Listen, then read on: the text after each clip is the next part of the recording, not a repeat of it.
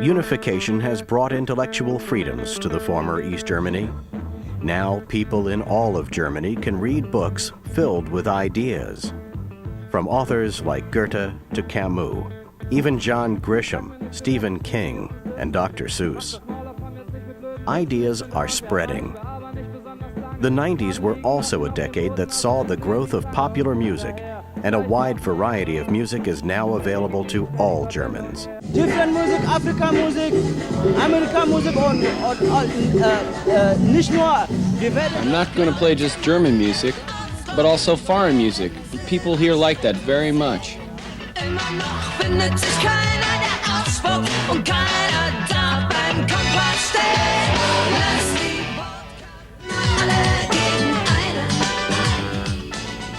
Things have gotten better. We can decide for ourselves which record company we want to work with.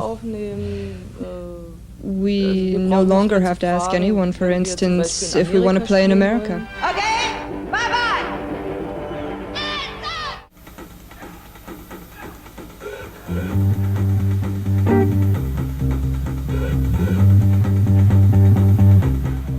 Much like in the United States, school in Germany is available to all children for free and is mandatory for 9 years. Germany is largely dependent on a skilled labor force and therefore invests heavily in education. States in Germany have authority over schools, and because of this, some states require attendance in 12 grades for high school graduation or Abitur, while others require a 13th grade. Most importantly, unification has brought changes to the curriculum in schools. Students in the new German states in the East now have access to information from sources which may have been previously banned. Our whole view of history has changed now, because history is not only the history of revolutions and of working class fights. And we've learned a little bit about the history of the USA, and now in English we learn a little bit more, I think.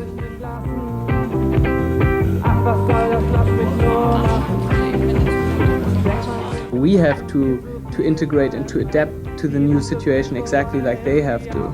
We have to plan their careers in a united Germany. That means that they would have to get informed about the opportunities in East Germany. What I want to do later, job and study, and I think that's better. I think that our opportunity now is that we have to work together, that we all have to come together and do stuff together. One big difference between North American students and students in Germany is the fact that in Germany, close to 70% of 15 to 18-year-olds enter a nationally recognized apprenticeship program. Completing an apprenticeship exam allows you to work with no more school. Universal Teller record. The people is also very exciting because as a big city, the capital and metropolitan in Europe, you will meet a lot of different types of people, different nationalities. In Berlin, with a population of 3.5 million, there's probably about 500,000 foreigners.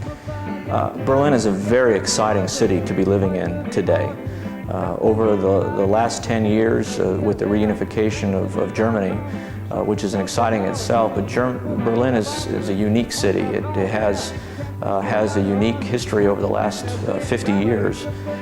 No other city in Europe has undergone so many changes in the last 10, 40, 60 years as Berlin. One of the first things you will experience when you arrive in Berlin is all the cranes. There's cranes everywhere. Berlin is really being rebuilt. During the Cold War, before 1989, when the wall was here, you had really big deserted areas in the middle where, for example, the wall was and the areas around. And today they're really building a lot since they're moving their capital from Bonn, in former Western Germany, and to Berlin as the reunified capital. And it's quite amazing to see how they're rebuilding the city. If you were here for like a couple of years ago and come here now, you can see big changes. The Potsdamer Platz has sprung up since I was was just empty, and they were talking about how much building they would be doing, but I am very impressed with what has happened in the last 6 years, and the indications are that by 2010 Berlin will be really a remarkable city. In the center of Berlin, there's like a massive construction happening. I've been told it's the biggest construction site in Europe at the moment. And now with the city being unified, with the city literally being reconstructed from the ground up, it is attracting worldwide attention, and it is very exciting to see the new buildings, the architecture, the wonderful structures of this great country.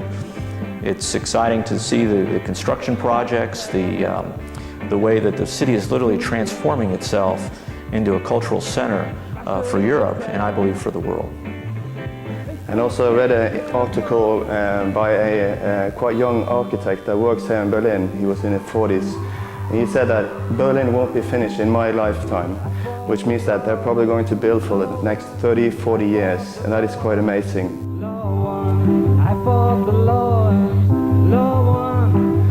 Berlin is just as big as Paris in the area. And if you want to move around, you really have to go by either the subway, which is the U-Bahn, or the S-Bahn. They also have a lot of good buses, and it's really convenient. They go on schedule, and they go really often. They also go at night, not that often, but you can really also get around all day and all night. It's no problem at all.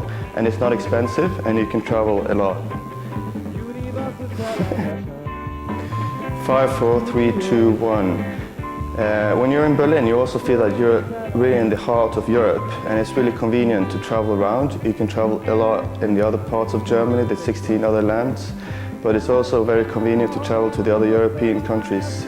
And quite often they travel by train. The train system here in Europe is very good, and especially in Germany. And it's very easy to go to beautiful cities like Munich, Dresden, Leipzig, Lübeck, Hamburg, and so on. And it's very easy to get around. The U-Bahn has about 9 different lines, and they go in every direction in the city. And the S-Bahn is directly connected to the U-Bahn, and it's generally above ground. Then they have streetcars, mainly in the east part of the city, and a bus system. So the grid of urban transportation is extraordinary. You'd be glad to hear that public transport in Berlin is just amazing, and I'm sure throughout Europe as well. It's you have the U-Bahn, you have the S-Bahn, and they're fast. They come every 5 to 10 minutes. I mean, I'm very interested to know that U2 comes from the Berlin subway system. You must always remember to pay your ticket, and when you get it, it probably seems easier to, oh, okay, nobody's checking your ticket, nothing, just go on the U-Bahn and just go. But quite often you build, civilized clothes, civilized people, and they're not dressed in uniforms, will suddenly just stop you in the U-Bahn with a sign, say, hey, do you have your ticket? And if you don't have it, you really got a big fine. And it's not that expensive with a ticket, so buy a ticket.